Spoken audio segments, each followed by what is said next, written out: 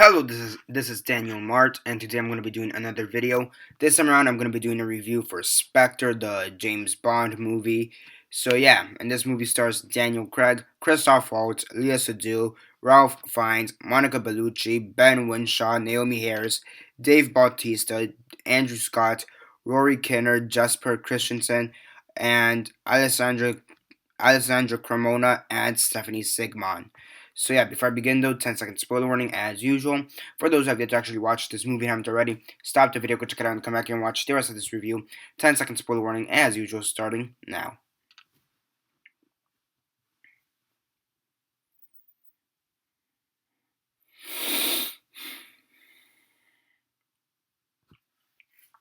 Okay, so 10 seconds are up. So for those who have yet to actually watch this movie and haven't already, please don't comment down below or be messaging me that I never give you a fair warning, because as usual, I did.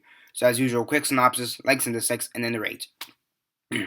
So yeah, basically in this movie you have James Bond, and he's basically going after the Spectre organization. And the Spectre organization does seem to have some kind of past with James Bond, possibly in the murder of his parents, from what it seems. And yeah, and then at the same time you have this subplot which is really reminiscent of Mission Impossible Rogue Nation, the one we got this year. Because you have like the government, the British government in this case, who kind of wants to cancel the 007 program, the James not I guess the James Bond program. Uh so yeah, and that's basically it. To be honest, you have James Bond going after Spectre, and then the government trying to take over the 007 program and trying to cancel it. And yeah, um, it's a really forgettable film. I mean, that's really it, to be honest. I watched. I mean, yeah, it's really forgettable. I watched a couple. Okay, I will say I did watch it a couple weeks ago. A week and a half, more or less. Um, I rented it.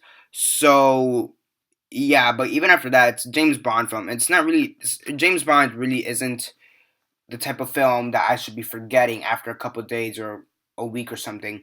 So yeah, I just feel like that's the problem with Spectre. It's a bit forgettable. I have reviewed Skyfall. I'll leave an annotation to that right here, and I really enjoyed Skyfall. And I was really excited to see what Spectre had to bring to the table for when it came to James Bond. And honestly, it has some good action scenes. Dave Bautista, he doesn't have many lines. He's just there for the action. To be honest, he comes every once in a while. And he kind of just comes there for the action.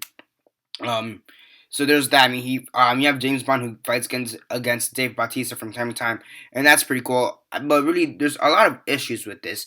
I mean, the acting is good. The action is good. The main issue with this is just the story elements and the writing. Um, Christoph Waltz, fantastic actor, and you have him here as a James Bond villain. And every single James Bond movie is at least 2 hours long. So you expect Christoph Waltz to be here for a considerable amount of time. However, he's only in the film for about 2 or 3 scenes tops. He's never really in the film that much, probably no more than 10, 15 minutes. Um, so yeah, and in that, he's a really forgettable villain, to be honest. He's not like Silva from Skyfall, where he's really menacing and you see where he's coming from. Like, they talk a big game for Christoph Waltz's character, but at the end, it's like he doesn't really do much. So yeah, so the confrontation between him and James Bond at the end really amounts to nothing. Um, the Bond girls. It's weird because they advertise the living crap out of Monica Bellucci, just by saying that she's the oldest Bond girl they've ever had at 50 years old. Which is okay. Which I'm like, okay, she looks good for a 50-year-old. First off, so yeah, so I always thought she was. So I thought she was gonna be the main Bond girl, but no, we have Lea Seydoux, who's the main Bond girl. Nothing against her. I just feel like the character relationship between her and James Bond was almost non-existent. Like they were there protecting each other, but there was no real romance between them. Um, so yeah, overall, it's a good film. It's for what it is. It's a good film. It's James Bond. It's a good film. Has some good action. Has some pretty good action. It's actually shot really well. Um, and yeah, I mean, the action is great. I will say that, and there are some pretty it is well shot for the most part, well acted. It's just the story elements behind this movie that's kind of bad in my opinion. The writing, the script is good to a certain extent, but then the story elements are just kind of bad. The way they handle certain parts, certain characters of the story were just kind of lacklustering.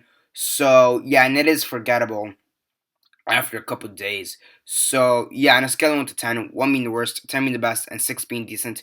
Decent. I'll give this movie a 6.5 out of 10. It's a decent film. It's a pretty good film. If you like James Bond, go check it out.